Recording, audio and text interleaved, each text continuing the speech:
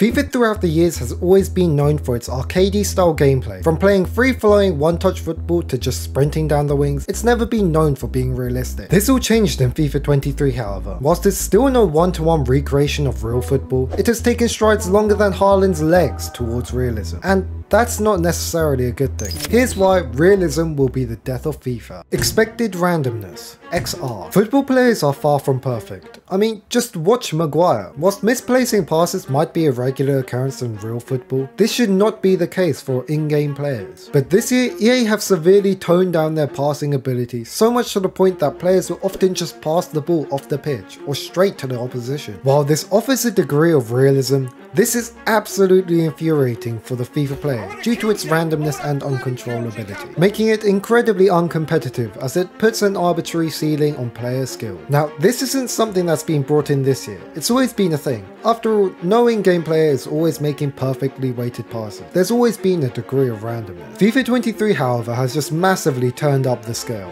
though even this varies from game mode to game mode, with Ultimate Team having more consistent results while other games such as Pro Clubs are massively held back. Though this is probably just EA trying to force people to Ultimate Team. But why would they make FIFA so inconsistent? Why are you freaking so consistent? To put it frankly, the average FIFA player sucks. If you're watching this video, you're probably better than the average. The average FIFA player may have never even seen a YouTube video on FIFA. That said, the average players are the players EA want to market to. They'll be the ones that will spend big on Ultimate Team because they can't or don't want to improve their own game mechanics. And I'm not saying there's anything wrong with that. Most of these players simply just don't have the time to play enough FIFA to improve, so paying to win is the only way to remain somewhat competitive. But how does realism affect this? Well, as I mentioned earlier, the expected randomness of FIFA is uncompetitive as it involves more luck. To demonstrate, let's look at one extreme scenario.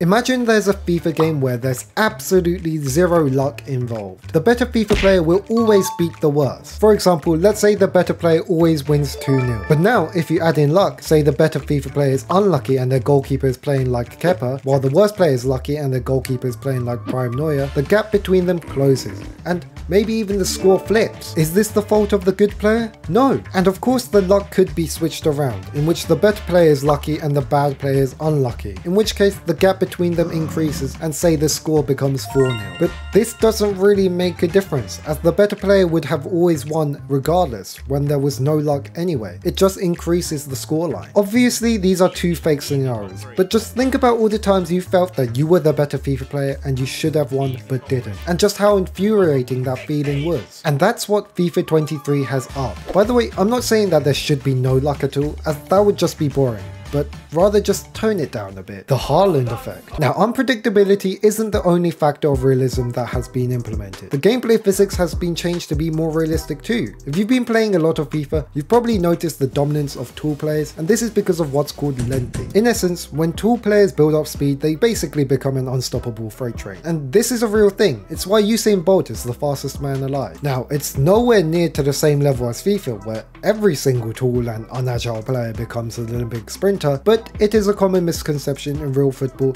that tall players are generally slow. The other side to this is that small players are considered quicker, and while they are generally quick-footed and nimble, they're usually not sprinters. Take Hazard for example. In his prime, he usually had over 90 pace, and while he can accelerate very quickly, in a 100-meter sprint, most 70 pace centre-backs would probably beat him. And I'm using Hazard as an example as I'm a Chelsea fan. He's probably my favourite player of all time, but even I can recognise that even he was limited in some aspects. But to be honest, this more so brings up the question of what actually is sprint speed. Is it your full speed whilst running with the ball precisely, or is it just how fast your top sprint is? As very rarely will you see someone sprinting in a straight line, unless it's a counter attack. Regardless, EA have accounted for this by pretty much nerfing all small players so they're just nimble. So for players that are actually nimble and fast, unlucky. Personally, I think this is a good change. It's a little too in favour of tool players, but I think it's going in the right direction, as in previous FIFAs, the meta generally was just small and fast attackers. So where do we go from here? Well,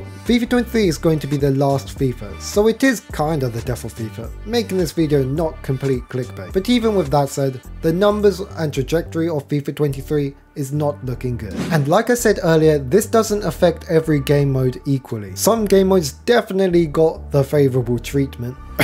Ultimate Team, and others got kind of shafted.